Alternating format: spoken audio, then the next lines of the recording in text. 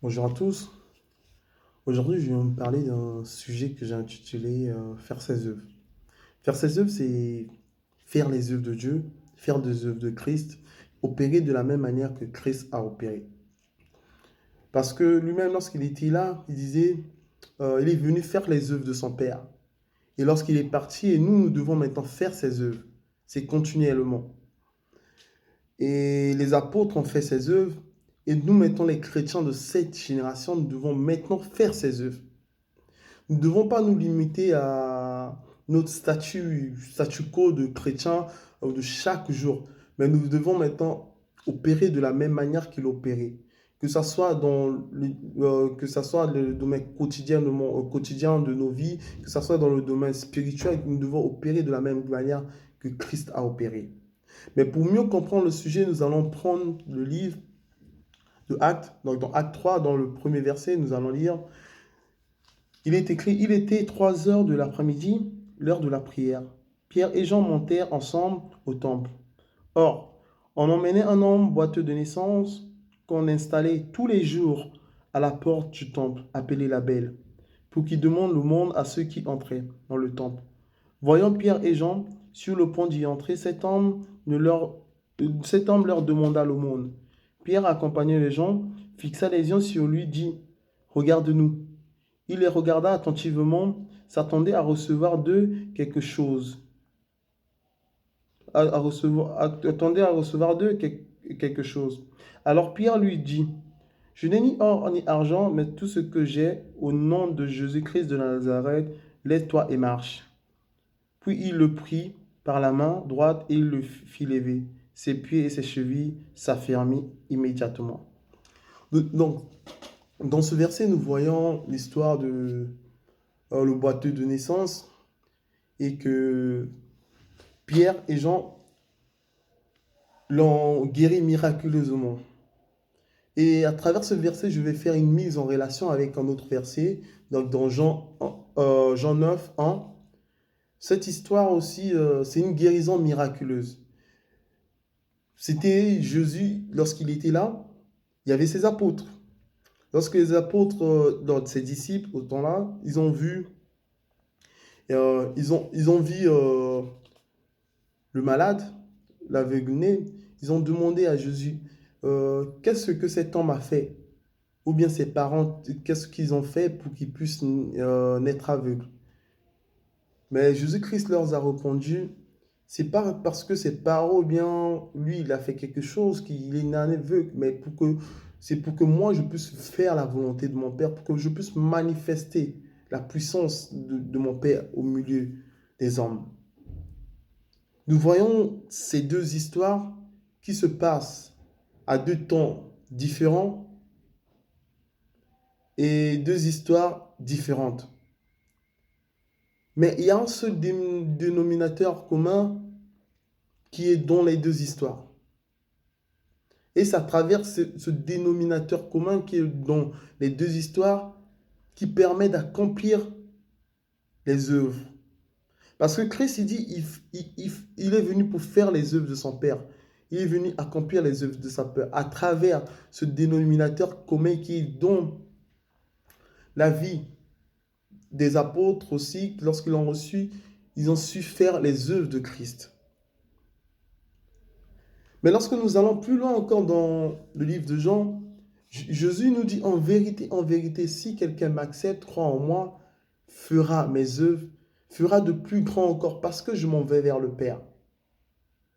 Parce qu'il est parti et qu'il est venu maintenant nous donner celui qui habitait en lui, donc le Paraclétos, l'Esprit Saint, celui qu'il avait promis, il est venu maintenant donner aux apôtres. Nous voyons maintenant dans Acte 2, le jour de la Pentecôte, que le Saint-Esprit est venu remplir là où ils se trouvaient. Il leur a baptisé d'esprit, ils ont reçu. Mais bien avant cela, Pierre, celui qui aimait Dieu, mais nous voyons qu'avant ça, avant de recevoir l'Esprit, il a même régné Dieu. Parce qu'il avait peur de ce qui pouvait l'arriver, peur de l'opprimation, de la tribulation qui pouvait l'arriver. Il a régné Dieu. parce qu'il n'avait pas l'esprit.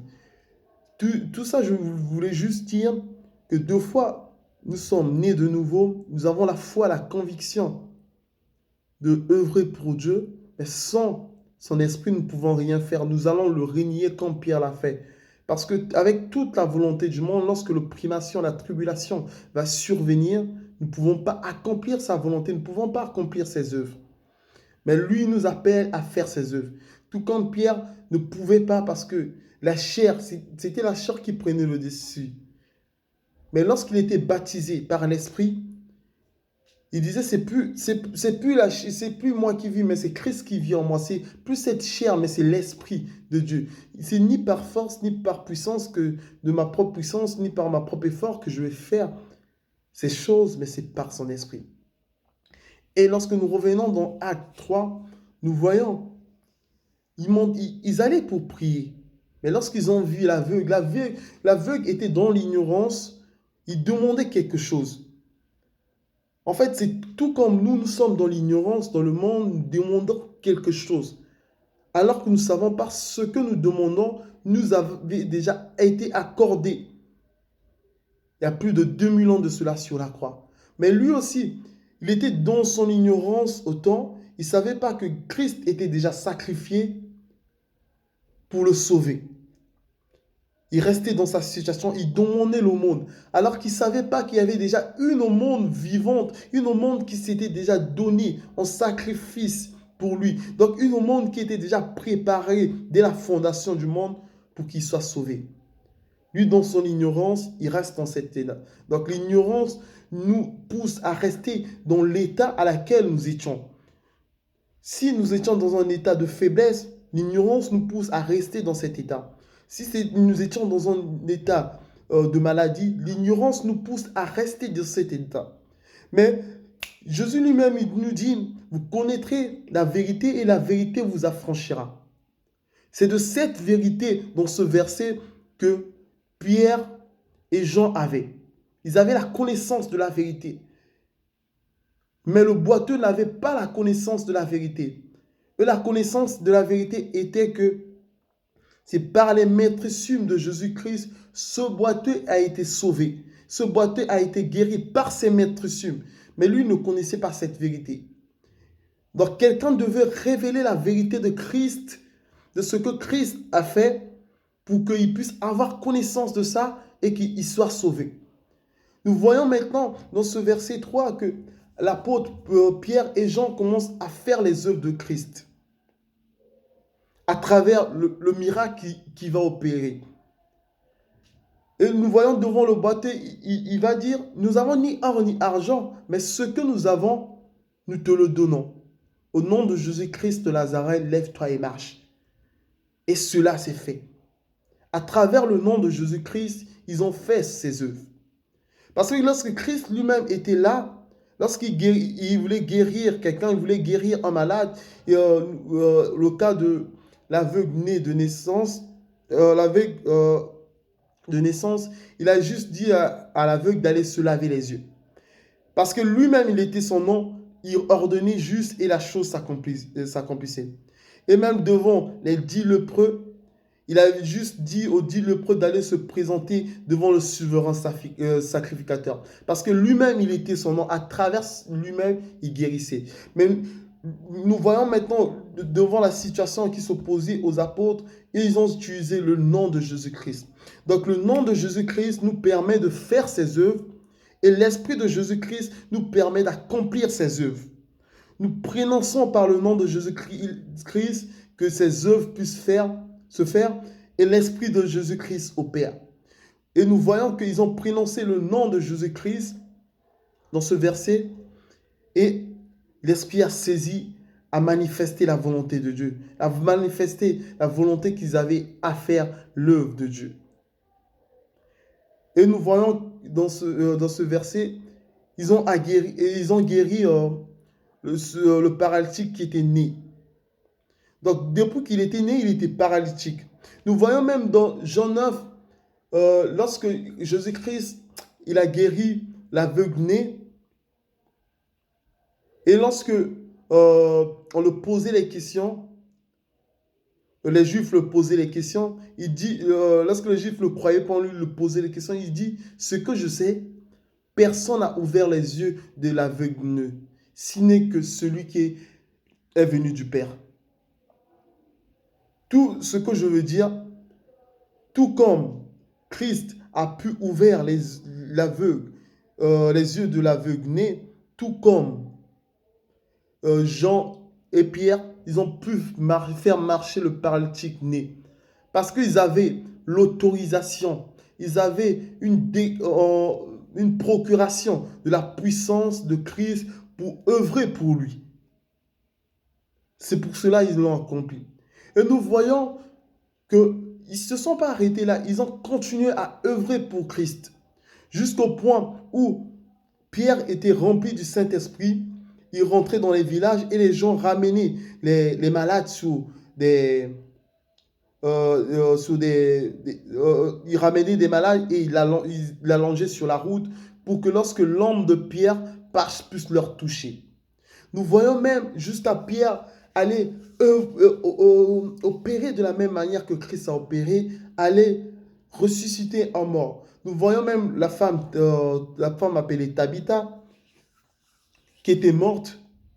Et lorsqu'elle est morte, on l'a envoyé appeler Pierre. Lorsque Pierre est venu, elle a prié et l'a ressuscité. Faire les œuvres de Christ, c'est opérer de la même manière que Christ a opéré. Mais pour opérer de la même manière que Christ a opéré, nous devons être baptisés du Saint-Esprit, nous devons être remplis du Saint-Esprit. Et le Saint-Esprit, lui qui distribue les dons spirituels comme bon le semble, il met en nous ces dons, il met en nous ces dons pour que nous puissions maintenant œuvrer pour le Seigneur. Parce qu'il est écrit dans 1 Corinthiens 12, dès le 4e verset, il y a diversité de dons spirituels, mais le même esprit. Donc, à travers l'esprit qui donne les dons divers, ça nous permet d'opérer de la même manière que Christ a opéré. Donc, faire les œuvres de Christ, c'est recevoir la plénitude de l'Esprit et devenir ami du Saint-Esprit pour maintenant opérer de la même manière que Christ a opéré. C'est pour ça que je vous appelle chrétien à être ami du Saint-Esprit,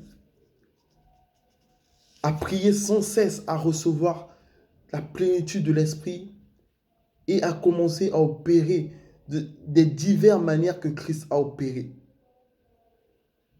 Parce que la Bible nous dit que nous puissions aspirer à plus de dons spirituels. L'Esprit distribue les dons spirituels comme bon le semble, mais nous puissions aspirer à plus de dons spirituels pour opérer de la même manière que Christ a opéré. C'est pour ça que c'est ce message que je voulais vous partager. Merci à tous. Soyez fortifiés dans la foi.